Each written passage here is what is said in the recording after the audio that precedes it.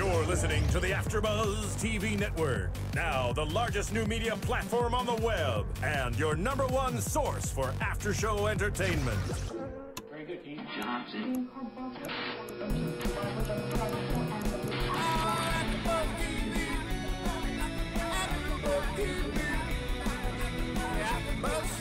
the AFTERBUZZ Studios in Los Angeles, California, presented by Maria Menounos and Bing.com, and streaming live thanks to Akamai Technologies, this is AFTERBUZZ TV Scandal After Show. We'll break down tonight's episode and get you all the latest news and gossip. If you'd like to buzz in on tonight's show, you can buzz us at 424-256-1729. That's 424-256-1729. And now, another post-game wrap-up show for your favorite TV show. It's AFTERBUZZ TV Scandal After Show. Yo, yo, yo, what's up, gladiators? You know, this is a very special episode that we have tonight because Scandal wasn't even on tonight, but you guys requested for us to be here to do a bonus show in addition to last week's after show, so we're very excited to be here, and it wasn't any inconvenience. We love doing the after show, so of course, if you guys request it, we're going to do it sometimes, but it's because we had an extra day that we weren't on normally. Exactly. So but once again, we're gonna recap Scandal season 2 episode 2, The Other Woman, and we're gonna cover some of the topics that we missed last week. And if you want to continue the discussion, or what was it, we talked a lot about the Pastor Drake storyline last week, so if you want to see that and see our special guest Elise Neal, you can watch last week's after show episode or listen on iTunes. But before we do anything else, I'm your host Emile Ennis Jr, and I'm joined here as always with my 3 amazing co-hosts. Hey, what's up, everybody? I'm Kennelia. Hi. Hey, gladiators, I'm Sofia Stanley. And I am Bamm Ericsen. And, you know, we were looking at the comments on YouTube and iTunes. And first of all, thank you guys so much for leaving those comments. And we're not going to do Scandal Pace today because, like I said, this is a continuation of last week. But everybody was saying, you know, we loved the interview and we loved their show last week, but we felt you couldn't really get into the details of some of the storylines. So we want to really break them down this week. So we're going to start with Huck. And, you know, Huck has been going through this whole emotional state where he was already struggling with, I guess he was over the whole CIA dealing with his little killings and assassinations and all that stuff he dealt with in his career. And, you know, Olivia kind of put him on the straight and narrow, has him doing like investigative work and in the office and stuff. But now she let him off his, she let him off his leash on last season when he had to go take care of the whole Amanda Tanner thing and figure out what happened with that. And then we met Charlie and everything. So ever since then, Huck has been in this weird, distressed state because he got back to his natural high where he wanted to do this, and now we see that he's really struggling. This is the first time we've seen this season where he's really, really struggling with this, where we don't know if he's going to be able to cope. So let's talk about how it started. He was at a AA meeting. Obviously, his addiction is not alcohol. His addiction is killing. And yeah, like I was at home and I rewatched it. Yeah. And while I was watching him in the AA scenes, I was thinking, do you know how serious it has to be addicted to murdering people? Right. Like, we see him at these meetings, people are talking about, you know, drinking vodka and they can't control themselves. Huck can't control his urge to want to murder people. That's totally on a whole different level. Like, you know how dark you have to be? That's a dark place to be in when you're, you know, you have the urge and the desire to want to just end someone's life. That's serious. The whole time I was watching it, I was like, whoa. Like, I didn't really think about it like that. I was just like, okay, we let him off his leash. Huck is, you know, he's struggling. But I was like, yo, he is a murderer and he's addicted to it. Right. And he was put into this situation by the government. And I'm going to take it one step further. I think it's not even just that he likes murdering. I think he likes the torture aspect. I think there's a very big difference between killing in the name of your government because you are in war or protecting something and you simply take a gun and you shoot someone. That's not what he's good at. He's good at the torturing. He's good at pulling things out of people by any means possible. And in season 1, he mentions there's an art form to it, and he's extremely good at it. And I think that more importantly, it shows the psychological damage in the fact that he said they recruit you because they basically give you this facade that it's fun. What's worse is it becomes fun. And so I think the fact that not only is he addicted to murdering and addicted to torturing, I think it's almost sad that he has nowhere to go other than to this AA meeting. So it seems funny, but it's really not, because he's that lost that that's the only space he feels that he's somehow protected by anonymity to express himself, and he's not even. It's still a lie, and I think it's extremely sad. What was interesting when they were trying to figure out how they were going to cover up the Reverend's murder, Olivia asked Huck how would he go about to do this, and he very in a psychotic way starts to describe all of the tools and things that they'll need in order to kill him or to make it appear like he was killed. But when in actuality, Olivia just wanted to move his dead body to the first lady's house. And so you can tell, like, when he was describing all of the things of what he needs, and he just kind of broke it down, you could look at him and tell how he was really excited about what he was about to do. And then once Olivia was like, no, we're going to take his body and we're going to move it over to his house, where that was not, you knew that was not as fun for him. And even with that, I'm sorry, Mel, I want Olivia to step up with Huck. That's exactly what I was about to say. When he said this, and he said, I need a bone saw, yada, yada, yada, yada, yada, yada, 30 blankets, dirty towels. She, at that moment, she was just like, no, we're just going to move him. She should have been like, come here, let's talk. Exactly. Come to the side with me, brother. And she should have sat him down. And at that moment, you remove him from that situation. Even in the office, though, remember they had the scene where he was trying to talk to her and open up to his friend that he's known for years. I feel like she's not stepping up because she's dealing with all these other issues, and she is supposed to be this fix your friend, help him out. Clearly he's in need, and you're not there for him. Yeah, because that's not normal. When he started talking about how he was going to chop up the pastor's body, right, that may be normal for Huck, but for all of them to have been there and no one was like, this dude is ridiculous. And that's a lot to chop up. And I think there's a big difference. Before he would have said how someone else would do it, he literally was rolling his sleeves up. He was literally about to do it. And not only did he do the laundry list and the industrial strength saw, but then he even said, and 2 cups of coffee, it's going to be a long day. And he smirked. He was smiling, yes. He smirked. So he was really like, he was actually transforming. And I completely agree with both of you. The fact that Olivia at that moment didn't stop everything, I agree with you, and remove him.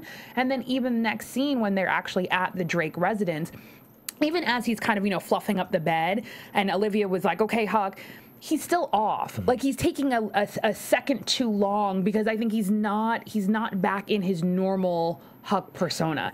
He's still the other person, because I think he's actually going through withdrawal, and I think that's what's happening. What I also thought was a little off is when he jumped on the bed and he kind of like fluffed it.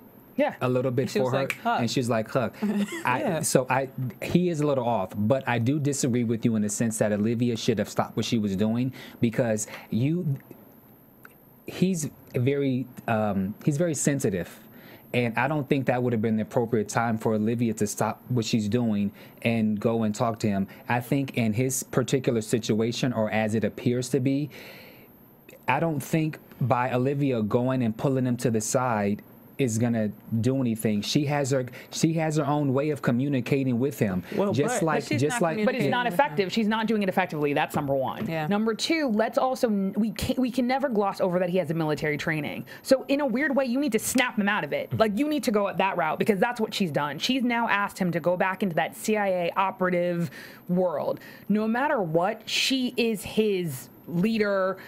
She is the head gladiator. So if the head gladiator speaks in a certain tone, he'll listen. That's what he's always done. She's not actually speaking to him in that tone. She's actually more like, Huck. I was just gonna. We're on the same page, because I feel like last thing we do, like, when she talks to him, if you've noticed, it hasn't been like after she let him off his leash. It's not like, okay, Huck, you can't do this anymore. It's like, Huck, are you sure you're okay? Do you need my help with it? No. turn on your gladiator's light or whatever. I don't think it's gonna. I don't think it will work. It will work because if she gets stern with him and says, "Hug, you need help," then he will get help. It's not if you come up to a friend and you say, "Hey, Kennelia, I know you have this little addiction with this. You know, if you need any help, I'm here for you." As opposed to get your act together. It's called intervention. The same way that David's boss pulled him from the job. Right. You don't have to pull Huck from the job, but give him other job assignments. If somebody's at work and they're not doing good in that area and they're struggling a little bit, you take them out of the area and you put them in another area that they're still good at, but that they'll do, that they can get better in.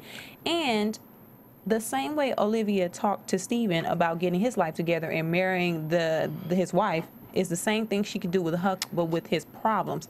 Olivia is not stepping up as a friend. Anyway, she hasn't said anything to Huck about his problem. She just said, "Are you okay?" But she hasn't said anything. She could at least be like, "Listen, Huck, I'm worried about you. I'm really worried about you. What is really good?" She hadn't even said that.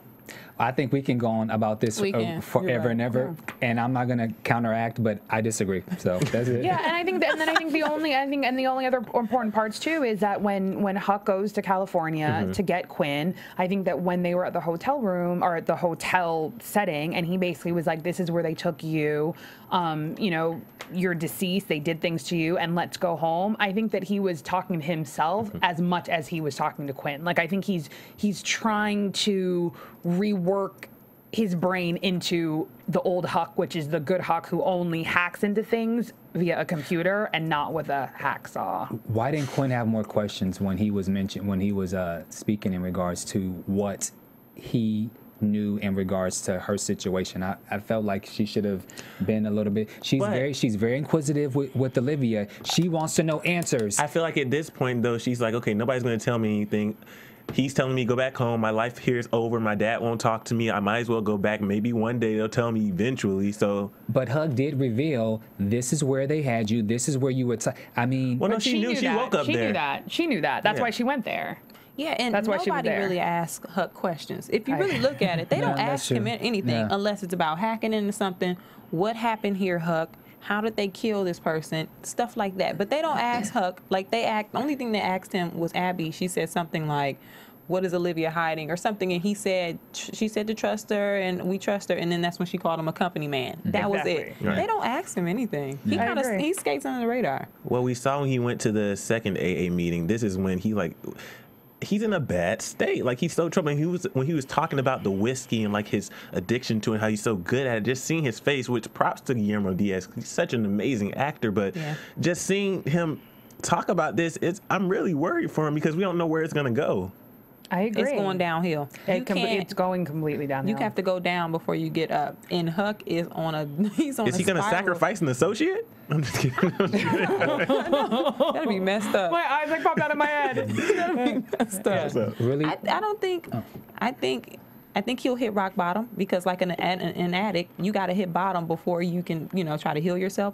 And Huck hasn't hit bottom yet at all. I agree, and given the fact that he's actually not able to even talk about his issue, so that even he's putting a Band-Aid on it, but he's not really dealing with it. And even I just have to second what you said. Guillermo Diaz's acting is on a whole nother level because it's almost as if, like, you could see the other person trying to come out of his physical being, but yet he was so composed and constrained at the same time. It was brilliant, but it was sad because even the way he said, let's call it whiskey. Yeah. I don't want to keep drinking whiskey. Like, it's almost like he actually wants that. That's what he wants his addiction to be. So he's almost trying to take his addiction down a level by trying to make it be like, okay, maybe if I just train myself that I'm just an alcoholic versus a murderer, maybe I can get through this. I'm just hoping that he doesn't hit rock bottom and then turn the torture and the pain towards himself, because I can see that happening too. I think it's already happening. Yeah.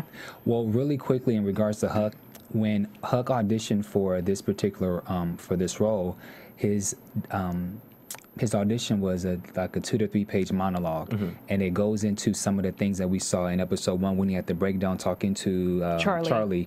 And so Shonda said in the special features how she was really bummed that he gave this 2-3 page monologue, and they really cut everything out because of his character. So that portion that he was speaking to Charlie with, that was actually what he did in his audition for his monologue. So they just took a little bit of that, and Shonda, I did believe she kind of equated to the fact that we're going to start to see in season 2 what Huck is about, which is why it makes sense now we're starting to see more character development for Huck and what he's going through in his past. And that's a good point as far as bringing up the special features, because don't forget, we're still giving away a DVD signed by Katie Lowe's, Kerry Washington, and Guillermo Diaz. And we're going to reveal in about 3 weeks how you can win that, so keep watching. But also, what you can do is go to iTunes, and when you go to iTunes, search for Scandal AfterBuzz TV, and you can rate, comment, and subscribe and share.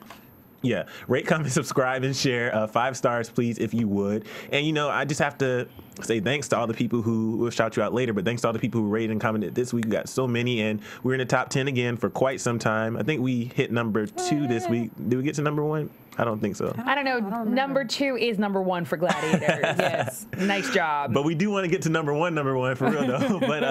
But once again, thank you for doing that. And if you have a Apple related device, you can download the podcast app. And what that does is it puts all your podcasts into one neat little app. And we'll tell you about some of the great after shows we have later on the show. But make sure you do that. And we really do appreciate you guys. We love you, and we hope to see.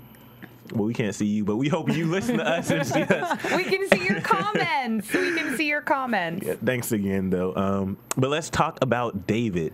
You know, ever since episode 1, I remember at the end of episode 1, we said this was going to be a tense relationship because of the way it ended in that episode, where Olivia kind of undermined the whole situation and took a different route to where David was completely blown away and confused as to how she got that kind of power to make the Quinn case go away.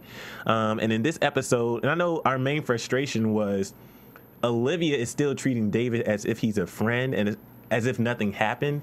And I think she needs to realize, you know, she definitely can't call him a friend anymore because of what you did. It's, you know, you don't. As I was watching the episode before we got here, David is very pissed off at Olivia, but there is just a tinge of I hate you, but you are almost my friend still. Like there's a tinge in his voice where he still almost kind of wants to have her be her friend, and just even his sarcasm when she calls, and I think he says something like, I hope the news is that you're dead or something. He goes, please be dying. Are you dying? Yeah. Well, because it's a little bit, they are still, they're not friends, but they are, because it's a little bit of intrigue too, like, how is she doing this? And like, I'm kind of admire you. I still respect you, but go ahead. Yeah, she has a lot of nerve. But I think also Bamm brings up a good point, because I think actually in his sarcasm, what he's waiting for is an apology. And I think in his sarcasm, he's waiting for an apology. He's waiting for an explanation. So yes, I think that the foundation of their friendship was solid, and I think that ironically, he's being a better friend. So on a friend standpoint, he's winning on the friend standpoint. I think the problem is when you intermingle the friend and the personal relationship, just jumping back to episode 1 for a second, when he says, we used to be sparring partners during the day and drinking buddies at night. And then even, in this episode, he basically was like, yeah, you pour a good bourbon, but so does the dive bar down the street. Like, he basically is realizing what I got from you doesn't make up for how you're treating me, as well as the fact that, let's not forget, Olivia is a fixer for a reason, and she purposely doesn't work at a law firm so that she can exist outside of the quote unquote the letter of the law. David is the exact opposite. He works for the U.S. Attorney's Office. Let's put that into perspective. He is the law, and I think he said that several times. He literally wears the white hat. So for him to potentially be in a situation where he knows that there was such an egregious injustice, and for her just to pick up the phone and ask for a favor, and then what's worse is she messed up. Because at the end of the day, if she had never called him before finding out more facts, then there would have never potentially been an autopsy, because of course now he is not under non-disclosure, but fully knows that he received a phone call that he was missing and then ended up in the bed. That obviously is a big mistake, because obviously the wife is going to check the bed first. And so not only does he know that Olivia's involved, he now is seeing more and more to what length she will go. to bend the law. And if you notice on the episode, in the beginning, like Bamm said, there's a little part of her that, or a part of David that's kind of her friend, but at the end of the episode when he got laid off from his job, that friendship is gone. And it started when, in the middle of the episode, when she was talking to him about the autopsy, she said, kill the autopsy. And he said, no, I'm not going to do it, yada, yada, yada. And she said, it'll be in your something. I'm telling you to let this one go. Yeah. It's only going to make it worse for you. And then he goes, who the hell do you think you are? Exactly. At that point, like, it's only going to make it worse for you. That sounded like, I am your ruler. Like, everything that's happened to you, I'm doing it to you. So stop it right now, or I have more coming. That's not a friend. I completely agree. Olivia Disagree. needs to leave David alone. She's only making it worse for herself and for everybody around her, because now everything that she has done has led up to David being, put on leave. Now he has more time to pursue her and to figure out what really happened. She just leave him alone. Well, we'll get to him leaving about David leaving work in a second, but I slightly disagree with you, just because I do think that there is a awkward friendship, and part of their friendship is who can beat who at it's like a competition. I agree with you. Go ahead, Kennelia. I think it would be a competition if what she didn't potentially ruin his career right now. Like he said to his boss, the trial basically destroyed my career. Like, this put him in the hole. Now he's at a dive bar, like Sofia said, drinking. This put him down. He has no credibility. He doesn't know what's going on. Everybody's playing him because he got laid off. Olivia's playing him. He doesn't know who to really look to. That's not friendship. I think at the end of this episode, to me, I was like, you know what? That's done. She just needs to leave him alone. Think about it this way. There's been so many times, especially in season 1, where David could have taken down Olivia Pope and Associates, and he always had her back. But as soon as she has an opportunity where it's going to mess up one of her friends or associates, whatever, she immediately goes for making sure that Quinn's okay, or her company's okay, or she's okay, and she doesn't get in trouble, and she's still the fixer, with no regards to how it's going to affect him. So that's not a friend. Exactly. And remember, she had the opportunity to stop the trial before it happened. He came to her as a friend, as a compadre, and basically said, yo, tell me what's going on, because you know that if I take this to trial, I'm going to have to win. And she basically said, like, kick rocks. Like, you wear your white hat and I'll wear mine. You can't have that type of flip attitude with a friend. And again, the fact that she's the one who brought him into this, he would have never called for the autopsy if she had never called him. So she keeps bringing him in, pushing him away, bringing him in, pushing him away. I think, yeah, she's created an enemy. And now that he doesn't have a job, that's it. The thing, too, that this is going to lead into quickly with Abby, Olivia is hiding all these secrets and being so shady with everybody. Eventually, people are going to want to start investigating and saying, what is going on? What is really going on? And we see that. I'm thinking David. Yeah, David. And I'm thinking, like, Abby is starting to really get pissed off. Like, how are you doing this? I'm not going to be this blind follower that doesn't know what's going on and how you're doing all this stuff without trying to figure out what you're doing, especially when it was the scene where Pastor Drake, quickly, when they were saying, if they do the autopsy, we could potentially get arrested. And Olivia just kind of blew it away like it was nothing. No. We can get arrested and go to jail. But I think this is the problem is that I think that obviously, and it will play itself out within this season, that Olivia knows things that other people don't know. And she carries a burden, and she feels like she is the only one strong enough to carry this burden. I understand that. However, I think that because this burden is so eating at who she is and at her soul, she's not, the facade isn't as fixable as it normally is. So I think that normally, for lack of a better phrase, she handles people better. I think she's not handling people better. That's why Steven's gone. She's not effectively communicating with Abby, and that's why Abby is getting snarkier and snarkier. Abby is, in essence, becoming Steven, but just from Abby's perspective. She is the voice of reason. She's morality saying, well, but how? And when she asks about the autopsy, it's handled. But how?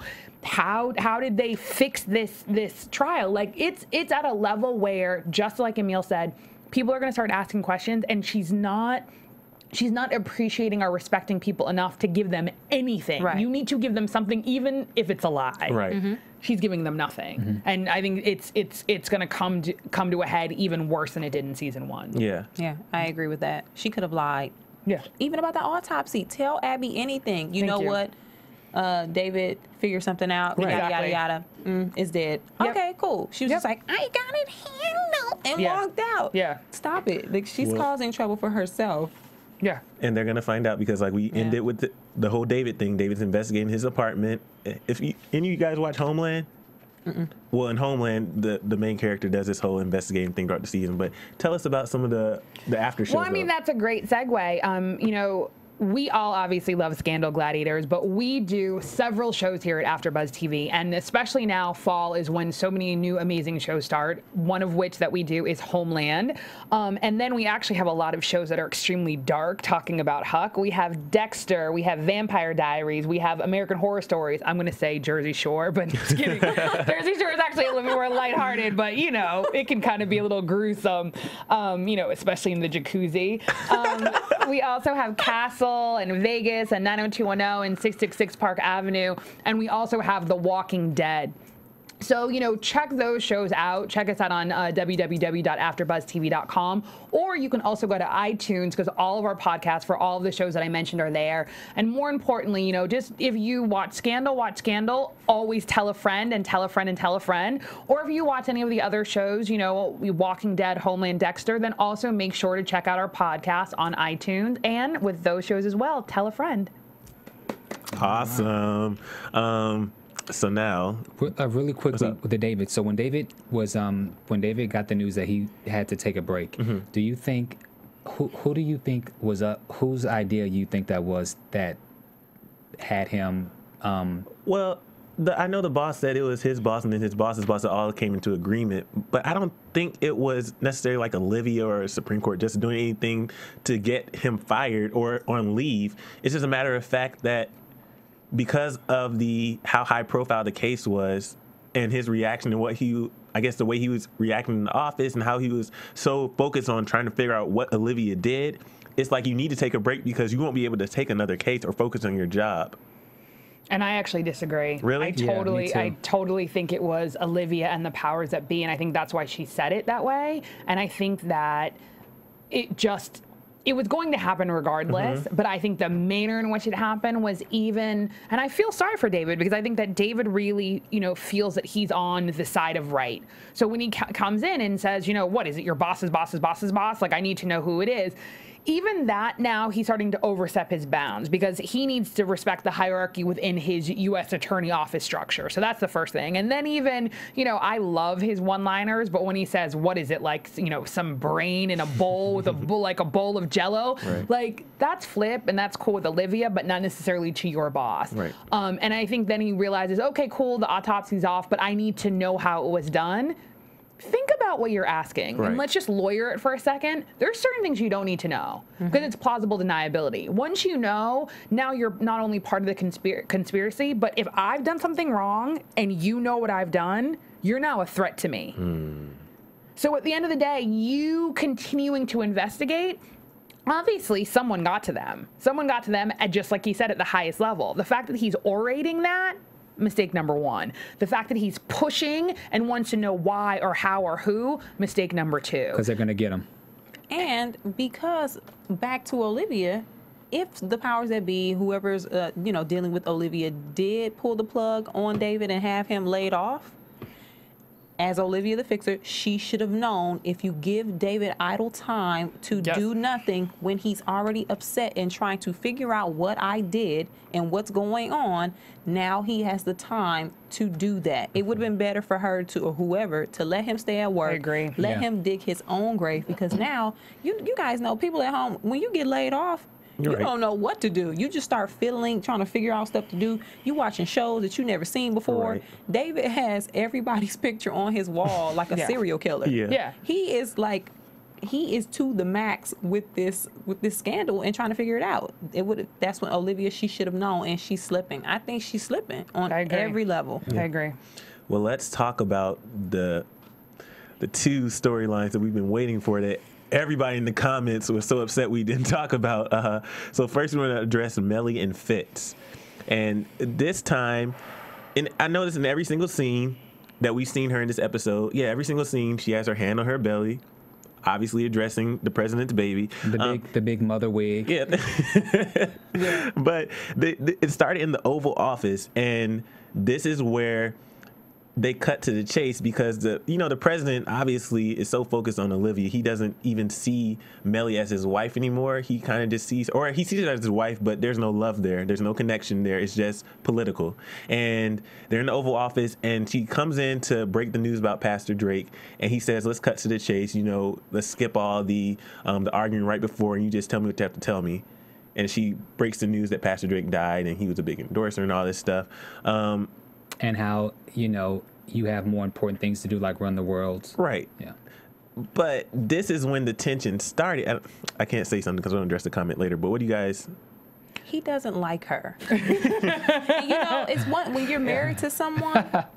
If you talk to older couples and they say, you ask them, how does your relationship keep going? They say something like, we have that love, and through, the tough times and the good times, I still like him. I still like her.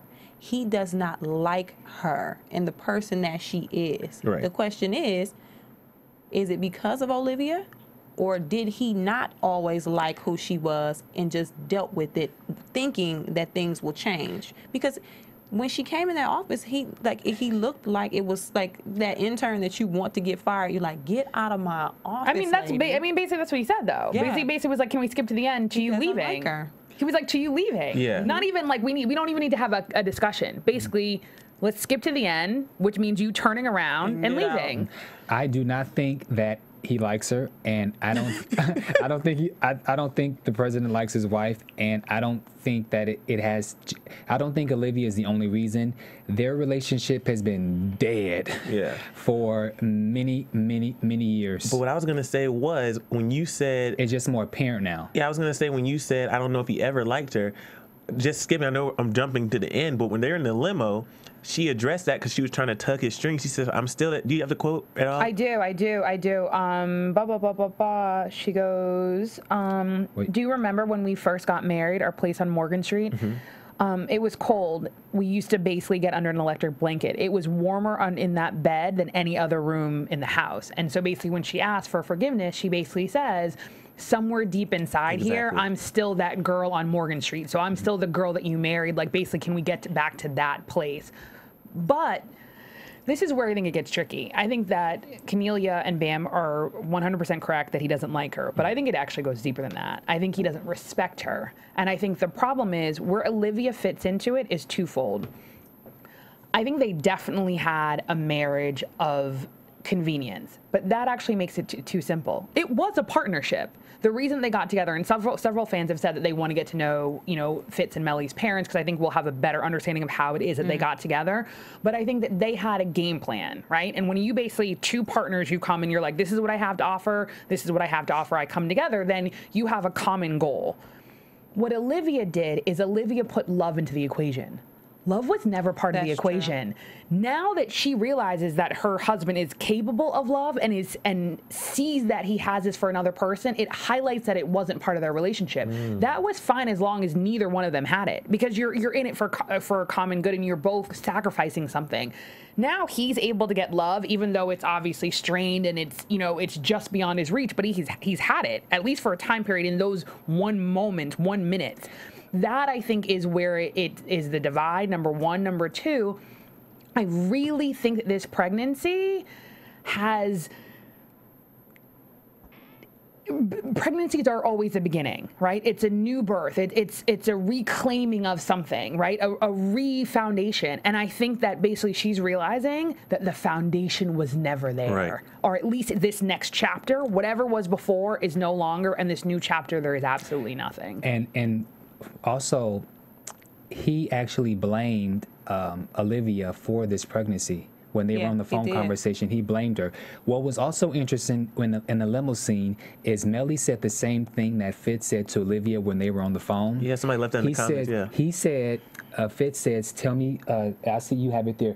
Tell me what to do and I'll do it.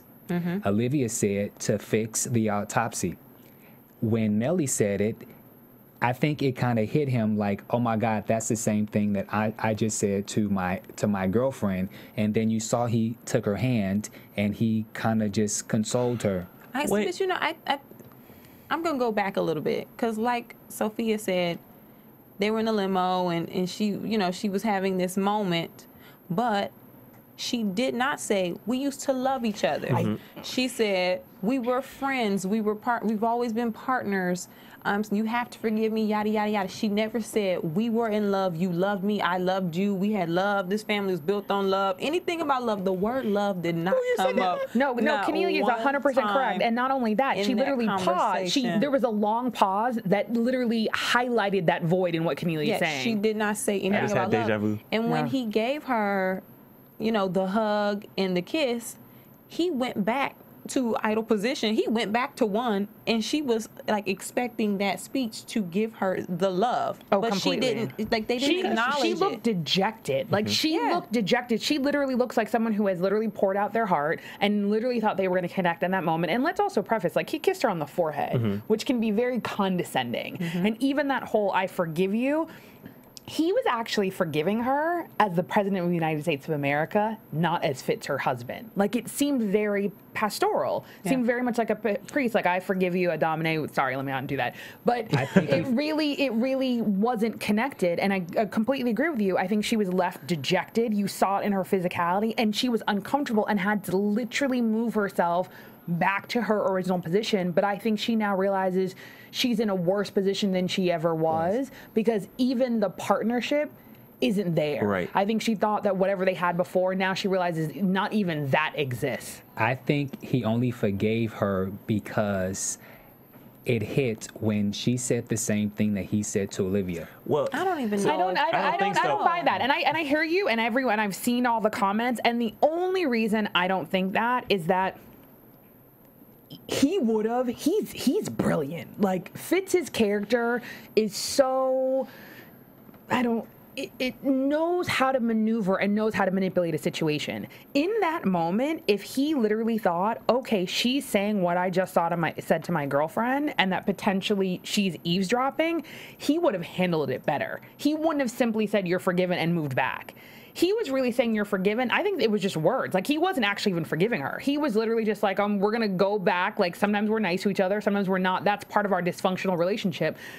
But I still don't think that even though I think the words are important, I think they're important because it ties scenes together in the same way that, you know, Quinn asked for 1 minute. I think the same reason that she asked what can I do? I'll do it. I think it shows that even though there's not love in their relationship, it was the love of the partnership. And it shows that she's still vested. Yes, so she was still asking for it. And he basically was like, I'm over you. I think that's why it was tied together. That's why they both asked for it. Because basically, Fitz is basically still committed to Olivia. And Olivia wants, and we'll touch upon this, she wants with every ounce of her being to push him away. And it's literally that there's a force of nature stronger than her that she can't do it. So basically, I think that's why it's showing Fitz's connection to Olivia and Melly's connection to Fitz. That's kind of the direction, and I think that's why that phrase was in both scenes. And when they went back to their corners in the car, to me, I took it as that was the position they've been in this whole relationship. She was expecting, though, this speech to have some, like, endearing power and it was going to bring them together. But when he went back to his corner, that was a natural position for him. Mm-hmm. That was natural. That was normal. Go back to, yeah, I'll hug you. Oh, cool, I forgive you. Back to one. That was, like, that's why she was awkward to me. Not because it was, you know, was a gap. I do agree, but I think on his part, he went back to that because to him it was like, this is what we've been doing. Right. That's a very good point. We talk. Cool. I go back to my room. You go back to yours. And I still have my chick on the side. Yeah. But you know what? Also, you know, before we move on, what I also think is very interesting is she's pregnant, and he does not spare his feelings whatsoever to a pregnant woman. Because she calls it America's baby. Right. She doesn't even talk about this baby like she really loves it. If you don't. To a man, if you don't talk about my baby like you love it, then I'm going to assume that you don't love me and you don't love that we created the baby. And he blames the baby on He said, Olivia, this was your doing. But I don't even think that she likes the baby. I think she likes it, and she's like, yeah. She likes the power of it. That's why she's always rubbing it, because she knows what it does to people. And remember in last episode, he was the one who said, it's not America's baby. We made this baby. And she goes, no, Fitz. And she has a long monologue. No. So he's like, okay, cool. Like, basically, in a weird way, he follows her lead. Like, and I think Kenelia's right. Just because they have a moment in the limo, he basically is going to fall back to their normal position. And their normal position is, basically, you're an ornament. I run this country. I'm not going to talk to you about anything. Like, you do your little whatever ornamental things that you're supposed to do, and that's it. You know, I'm done with you. And I definitely think, though, that the pregnancy, that was the last straw for him. Any semblance of partnership they had is gone, and I think it's worse than not liking. I think he doesn't respect her. And I think respect is, you can love someone and not like them in the moment, but you still respect them, and that dictates how you interact with them, which is the difference between him and Olivia versus with Melly. I think he doesn't even respect her. Just quickly before we go to Olitz, when you brought up the comment as far as Melly saying the same thing as what Fitz said to Olivia, on YouTube, though, I just want to hear your opinions. The commenter said that she, in her mind, thought it was conspiracy where Melly was the one that could potentially be tapping into the phone. Oh, yeah, I think that's what Bamm was trying to say. Yeah, go ahead. So do you guys think that could be the case, or is it just a coincidence? You never know, because on the preview for the next episode, she kind of threatened him and said, if you see her again, I'm going to destroy you. Right. Basically insinuating that I've seen you after we had our initial blowout. So you're still hanging out with her. Keep doing it, and I'm going to drop this bomb on you. But then also, she doesn't have to listen to the phone tap conversations. You could see right through Fitz that he loves that girl. That's true. But the phone tap will be physical evidence. Yeah, absolutely. I think with this situation, I think it is just a coincidence. The secondary question of whether or not Melly has the potential or potentially is involved in that next wiretapping, I think there is a potential, but I think that the actual statement was a coincidence. I think, I agree. Well, let's talk about Olitz. We have this first phone call, and it starts with 23 people. Because she's saying, you know, every time you stay late in the office, there's 23 hardworking Americans who have to stay in the office so that you can talk to your little chick on the side. Let's stop calling her the chick on the side. Sorry. But like, on some real, like, I mean, I know I've been bashing Olivia all recap. She is not the chick on the side. Like, let's, girlfriend or mistress is an appropriate term, not chick on the side. But in that conversation, she actually said something in regards to, she referenced to him that she was the ex-girlfriend. She did. She called herself the ex-girlfriend. So she called him her ex-boyfriend. Yeah, something like that. Yeah. She could be the side piece. Yeah. Okay. But yes, I think it's very endearing, though. I think at the end of the day, I think because, you know, I think there's a certain aspect of the relationship which is always tension. So that's how they always have to start it off. I think that's just normal for them. So the fact that she's saying all of these people have to, you know, stay at work in order for you to talk to me. And we're going to see this kind of as I think the season unfolds. I have to know who is Olivia. Because let's just take this in a vacuum. I think there's a certain aspect that Olivia doesn't think that she's worthy. Yes, I think that there's an aspect of it because he's married, so she thinks that obviously they're doing something wrong. But there's also something... Yeah. No, listen to me for a second. There's a difference even with Melly, because obviously Melly is wrong too. Like, Melly has done things that we, I think, have not yet even disclosed that she has done. So even when she asked for forgiveness, there's things that we yet don't know about.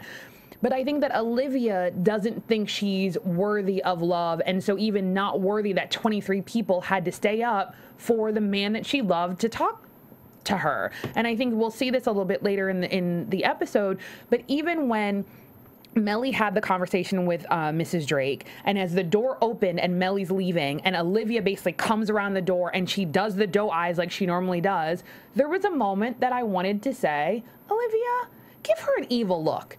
Yes, you are cheating or have cheated with a married man, right? But at the end of the day, Melly was complicit with it. Do you know what I mean? And at the end of the day, you stopped it. You saved his presidency, not just for you, but more importantly for Melly, and you dealt with her. Stop this secondary role posture that you take with Melly. Like, notice when Melly and Olivia, that is the most non-dominant Olivia always is. She almost wants to look at the ground like she's being reprimanded. That's part of why she's messing up. That is not organic to her character, but yet it is. And I think that comes from something in her background of, again, everyone, you give to the world what you want, right? So if she fixes everyone else, it's really because she wants to be fixed. She obviously was a fixer before Fitz. Do you know what I mean? Like if you lord compliments on people, it's because that's what you want. That's just what people do. You project. So I think there's an underlying aspect of why there's the connection with Fitz, but why she somehow doesn't step into it. Like there's a certain moment, and I know I'm going to take this back probably in other recaps. Screw it. You love him. Do it. Like on some real bull, like this limbo is even worse, because I think that's why there's the tension, because there's intimacy in the conversations, and you can tell that right when it's starting to get intimate, that's when she has to stop it and go, how's your pregnant wife? Right. Do you mean she has to throw something in there because she has to break that tension because it feels too normal, it feels too real, it feels like they're a couple in love. I so disagree with that, and I'm sorry. The man's married. I don't care how you put it. He is married, and I don't think that she should stand up and give her some look. She should feel guilty. She should feel guilty for what she's doing. The man is still married. If it was a different situation, we would think of Olivia as a skank or any other name for what she's doing. And because of the situation that she's in, we think it's beautiful, we think it's romantic. But the reality is, if you were the wife, how would you feel? Regardless of who cares? So what? How would you feel if you were the wife? But it goes back to what Sophia was saying. And I think that's the whole issue with this. It's not as if it was a blind item where the wife didn't know what was going on. The wife encouraged what was going on to keep her husband happy. So that's where I think the line is drawn, because it's not a happy medium. Like, she knows at one point Melly was okay with this. Now Melly's saying, I want my man back. The man still doesn't want Melly. But was she ever, she wasn't really okay with it. When she found out, she said, this is why we're in this situation. I'm taking my husband back. And when she said that, what I got from it was, that's it. But she never had her husband, is the point. But to Melly, she had him because there was never another woman. He would have found somebody else like Amanda Tanner. No. I disagree with that.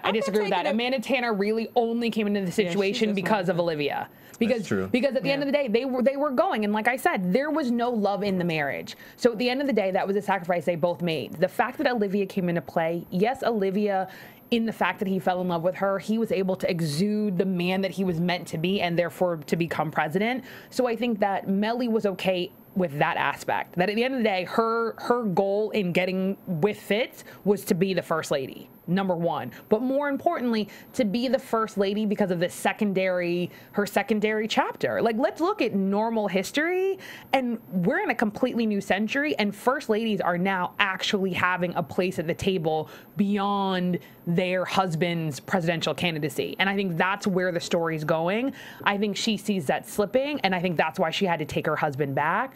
But I think that, to Bamm's point, life isn't perfect, right? And I think that at the end of the day, Olivia does herself a disservice, and she's almost paying penance. People make mistakes all the time, right? And you repent for them, and you say that you're going to be a better person, and you actually try to be a better person. I think that Olivia is trying, but she's actually trying too hard instead of simply living. And at the end of the day, they had an agreement. There's no reason that Melly needs to keep slighting her in the way that she does. And the way she takes it, I'm not a fan of it. Even if she just held herself up and looked her straight in the eye, I'd be fine with that. But I don't like the submissive posture she takes with Melly. Like, I really need her, not to give her a side eye, but I need her to stand up like an independent, confident woman who makes her own decisions and is not just letting things happen around her. And I feel like that's what Olivia is doing right now. She's just letting things happen around her. See, I'm going to take it back. I disagree about the theory that Olivia kind of feels like she's unworthy. Olivia carries herself like that girl who has been hurt too many times. Like, the way she deals with Fitz, you can tell in the past, this from what I take, she's been down this road, probably not with a cheat, like, you know, with a married man, but when you know what love feels like and you know it hurts, you kind of want to pull yourself away so it won't happen again. So when she kind of, you know, she's fighting that feeling with Fitz because at the end of the day, he is married, and she really has no rights. And it played out in this episode when Pastor Drake's mistress went through what she was going through. She doesn't really have anything to hold on to or to show for.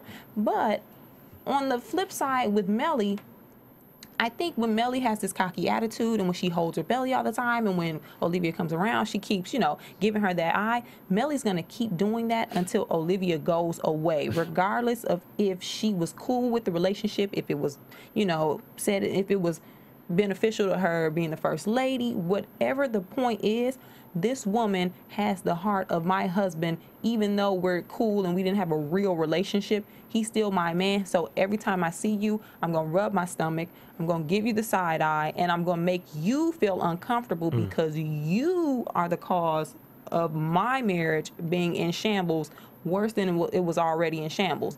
I think for Olivia, what I see when she kind of takes that, you know, inferior look, because she feels guilty, but because she kind of knows that's his wife. And I have his heart, but I don't have a place. She doesn't have a seat at the table, and she won't. And to her, she can't because of the speech that Cyrus gave her a long time ago. You know, like when he said great men, you know, they're not going to be happy. They're meant to be great. Fitz can't leave his wife right now as the president and get with Olivia. So Olivia knows it's not going anywhere. Also, because we're gonna, this is a kind of a good way to go into the funeral. When Olivia walked in behind Elise Neal's character with the son, for me, as I watched it the second time, I saw loneliness in Olivia's eyes. Everywhere she shows up, she's by herself. She doesn't have a man. She doesn't have a person. She doesn't even have a girlfriend. She's lonely. And when she walked behind Elise Neal and the little boy, and then she sat behind him, here she is.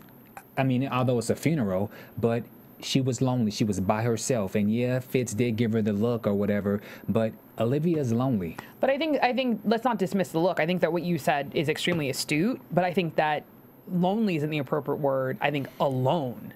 Okay, is the alone. word. She's alone. And I think that when Fitz looked at her, I think that's why, you know, Fitz kept his gaze and, you know, she looked at him for a minute and then, you know, this scene kind of people come in between them, which I think is figurative and literal, and then she's no longer there. But Fitz is still holding his gaze because I think that Fitz is like, I'm going to love this woman regardless. And I think that just jumping back real quick to, you know, the earlier phone calls, you know, when she basically says, like, he asked, like, what can I do? And she was like, let me go. And he's like, anything but that. Like, I think she needs him to let her go. I mean, I think she knows it can't keep going because all they're going to do is exist in this angst. And I think that it was very profound that not only was she physically seated close to the mistress, I think it was worse that she was behind the mistress. So that mistress, in fact, did have a seat at the table because that mistress actually has a child. So at the end of the day, even if Pastor Drake's wife had not taken her hand, she had a place at the table because she had a child. But more importantly, when the pastor took her hand, she had a place at the table. And then as they walk out, Mellie, again, doesn't even acknowledge her. But again, Fitz can't help himself because his attraction and his love for Olivia, I think, is soul to soul. And again, I think that it's that blank stare that communicates so much, but she's not making eye contact with him because she knows that she can't. Just like Kennelia said, and just like I think that you're inferring, Bamm, that she's alone. And I think that this love that is just on the other side that she can't reach is actually making it worse. I think she was in a better situation before, that she was married to her job, as we found out in season 1, that, you know, she's basically like a political nun. That was good because that's what she could control. And again, people who fix things, it's because they can control other people's lives, because their own lives and their own emotions are not something that they basically can fix. Fitz has highlighted that in her emotional existence, she is the exact opposite persona than her fixer persona. Yeah, and going back to the alone thing, when you're in love with someone, you're happy, you feel good, But I don't know if you've ever been in love with someone and felt alone at the same time. There's no feeling like it. You love someone, but guess what? I'm by myself. Well, let me pull these blankets up over my body and go to sleep alone. Like, even when you see her in the bed, when he calls her the first and the second time, when she had her pajamas on watching TV, she looked really sad. It was nighttime. She knew he was going to call because the day before he said, I'm going to call you tomorrow. Same time.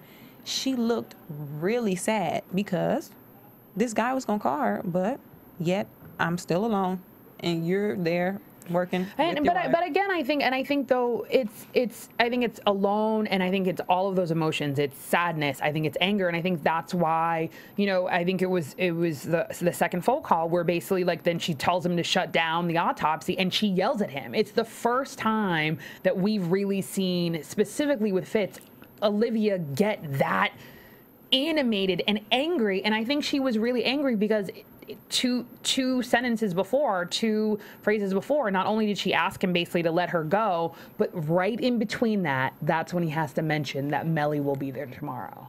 So again, she's basically like, let me go, and he's like, no, and then here comes the wife. So I think it's that agitation where it's like, oh my God, she really feels like, well, what can I do? Because I cannot remove myself from this situation. So I need to try to do everything in my power to push this man away. And that, for that 20-second where she kind of blew up at him, that was her attempt to do that, even though those weren't her words. Her words were like, you know, shut it down, you know, stop the autopsy. But I think in her emotion, that's what she was really trying to say to him is, please let me go. I can't keep doing this, because I think it's killing her, because their intimacy is too real, and I think that makes it worse.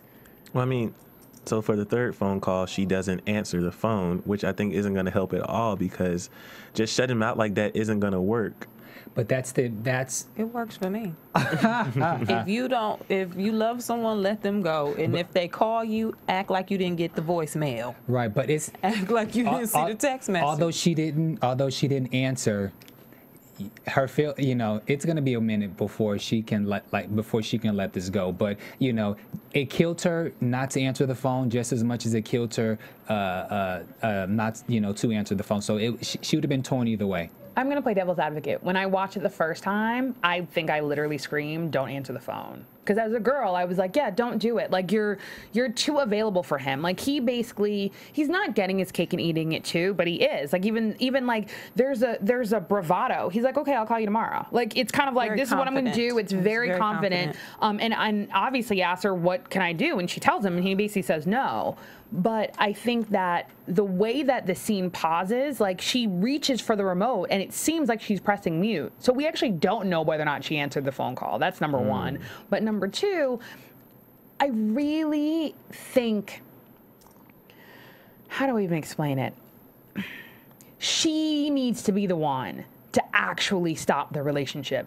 If not, she's not taking control back. Right. Do you know what I mean? She's still allowing him to dictate what happens. I think that then it's still that you were just his mistress and you had no place at the table. If you don't have a place at the table, do it because you removed yourself. That's the only way I think she's going to regain control and regain who she is in the totality as Olivia. She has to be the one to do it, but I don't think it's going to happen. I think just in the same way like Huck, I think that what they have is an addiction, and I think it's going to have to hit rock bottom before it gets any better. And at the end of the day, I think that there's a certain intersection of love that is selfless and selfish. And I think that the underlying theme is that love can forgive mistakes, and that's why Fitz completely blames her for the pregnancy, but still loves her. Okay. We got news and gossip that we need to get before we does anybody have anything else? I have the ratings and what's the rating? Yeah. So AfterBuzz TV News. AfterBuzz TV News. Okay, so episode 2 of Scandal, the ratings went down just a little bit. They were 2.1 in demographics from 18 to 49, and so they had a total of 5.56 million viewers. So they were down 18% from the first week, which was 6.74 million viewers. So that sucks, but I am more than confident that the ratings will continue to boost and we're going to have a full season 2. Also, Kerry Washington was on Wendy Williams earlier this week on Monday, and one of the questions that Wendy asked her was, who was Carrie's favorite person that she likes to follow on Twitter? And she likes to follow David. What's David's real name? Joshua Molina. Joshua Molina. So her favorite person in the world of Twitter, she likes to follow him because she said he is the most meanest person on Twitter that you will ever imagine. She says that he's even mean to his kids, and we've actually off camera we've actually talked about his tweets are a little he has no filter. Yeah, he has no filter. So I thought that was really interesting. Of all the people that she likes to follow, it's Anthony Molina. So, but the ratings, I'm confident that the ratings are going to go up. What do you guys think? They're definitely going to go up. And, as we've seen before, this is a show where it might start off slow, but the scandal is coming. The big scandal is coming, the big reveals. I can't wait. But I know Sofia has some shout outs we want to get to. Yes, and obviously, just so that you guys know, they are all of our shout outs. I think the one that does scandal pace a little bit quicker than everybody else. So these are our shout outs. We're going to start with iTunes. Latoya Matthews, DC Hoya Gal, Buzzin B, Law 2 Dax Tremi, Trelly 77, Scandalous Beauty, Denzia 08. So thank you, iTunes comments. Literally, obviously, we read them, we talk amongst ourselves on what we can do better, and we answer questions. Twitter, D Green 1980, Sabia Karuja, Atreides, ATREIDES, sorry, I'm going to mess up names. Liz Lee Ifyong, Watchtower Base, Teresa 1985-25, L Greathead, Toy 226, T_dot_lane, Cool Clemson Girl, Ayana Monique, Pope Associate, how cute, Twitter, Pope Associate, Bayesian Gladiator, A-Line Barger, Black_Rapunzel, I think we have a couple of Rapunzels in the house. Thank you, Twitter people. You guys were so great on telling us that we needed to do another show. And last but not least, we have YouTube. Christy D, Love M Booth 1, Mary Lee Bone 69, Alero 2010, Sweet Tangalesh, Who Is Obsessed, Seattle Gal, SF Stewart, Canada Loves Scandal ABC. This next one, I don't even know if I can do. I'm just gonna have to spell it. CUDFHADUGHYHUHUHUYGUA. Did you mix up the alphabet? What? I did. I mean, that's their username. And the last one is Aaliyah Lee 3, and she was the one who actually mentioned to me that Quinn does not have a sister. I misspoke. The person referenced was actually her dad's, the dad's girlfriend, and not the sister. So thank you so much for that correction. And I have one more shout out. Yes. I got an email from a follower of our Scandal AfterBuzz who also watches my Chasing the LA series, Channing Hargrove. I said I would give you a special shout out. So thank you for watching both things. What's up? Oh, and I have one more. There was a screenshot of Kerry Washington during a Today Show episode with Ken Pavez, and I tweeted about it, and he tweeted back, and he said that not only does he love Kerry Washington, he also loves Scandal. So gladiators are everywhere. Celebs, non-celebs, hairdressers, non-hairdressers. Everybody loves Scandal. Gladiators are everywhere. So again, gladiators, thank you so very much. In Australia, in Africa, I think we have in South America and Latin America, it's starting to season 1 premiering. In England. So gladiators globally, we love you. Bonjour, ciao, adios, hola. All right. Thank you. Thank you. All right, let's go to predictions. And now, your AfterBuzz TV predictions. So, what do we think is gonna? I already said with Huck, obviously we all said it's gonna go rock bottom to a point that I don't think any of us are gonna be able to handle. I agree. You have to hit bottom before you can even think about making your way up. And Huck has no help, no friend in sight. So the only thing left for him to do is go down. He can't control himself. Olivia, I feel as if maybe her associates are going to turn against her because she doesn't start telling people what's going on. She has David after her, she has Abby after her. Somebody's going to start questioning, or they're already starting, but I think it's going to be a really downward spiral with her because she needs to step into the place, but also realize that she's Olivia Pope, but she's not God. I think at one point Abby's going to get the boot from Olivia Pope and Associates. Not permanently, but because Olivia is so stressed out and Abby is the one picking at her and she's causing the trouble with everyone else, I think it may be an argument down the road, later down the road, where it's, you know what, Abby, you can go. Because she's becoming the bad apple, but she's not bad. She's just pointing out the obvious. Quinn? For me, the lady in the restaurant, when she was talking to her dad, she was a different kind of nosy. You know, it's one thing if I see you two at a restaurant and I'm trying to figure out, okay, are you guys brothers and sisters? Are you talking? What's going on? So I'm going to just kind of give a nosy look. That lady was so, like, she was, like, in their face. And the look that she was given, I think that lady knows something or she recognizes Quinn. And maybe she's going to have something to do in a later episode in regards to Quinn's situation. But she was just too damn nosy and she was right in their face. I totally disagree with you. I'm going to take it really quick. They're in their hometown of Oakland. That's where she grew up. Obviously, she's a Molotov mistress, right? So they obviously remember her from that case. Then, fast forward 2 years, you have a national trial of that same person on national TV. Look at all the TV shows that we see right now in terms of trials. So she totally knows who she is, but she knows her as the person who got away with killing 7 people in their town, and she presumably knows them. We will never see her again. And then what about our love triangle? I mean, I think just from the previews, I think it's going to get bad because I think that they're going to, and it's just a normal amount of tension. There's no way that they can just be friends. Even in the episode, he says, you know, she goes, "We're not friends." He goes, "We are," and she goes, "We're not," and he's like, "We're good friends."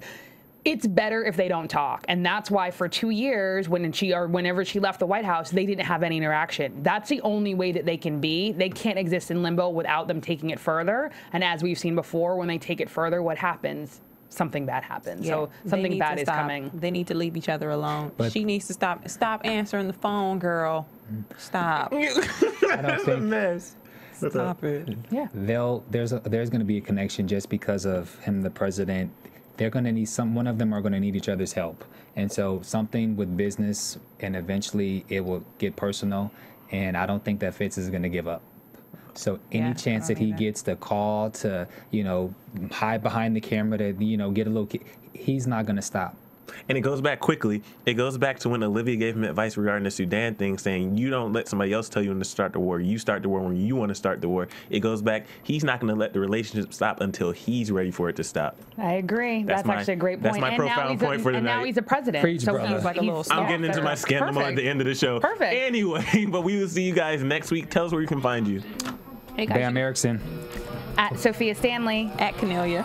At Emile Ennis Jr. and ChasingLA.com. And we will see you guys same time, same place next week. We love you, gladiators. Continue to go to iTunes, rate, comment, subscribe, and share. And yeah. Oh, and once more, if you missed last week's episode, we had Elise Neal and we discussed the whole Pastor Drake storyline. So don't think we omitted a storyline. You can check that out from last week. AFTERBUZZTV.com. That's it. We'll see you guys next week. Bye, gladiators. From Bing.com, executive producers Maria Menounos, Kevin Undergaro, Phil Svitek, and the entire AfterBuzz TV staff, we would like to thank you for listening to the AfterBuzz TV network. To watch or listen to other after shows and post comments or questions, be sure to visit AfterBuzzTV.com. I'm Sir Richard Wentworth, and this has been a presentation of AfterBuzz TV. Buzz you later. The views expressed herein are those of the hosts only and do not necessarily reflect the views of AfterBuzz TV or its owners or principals.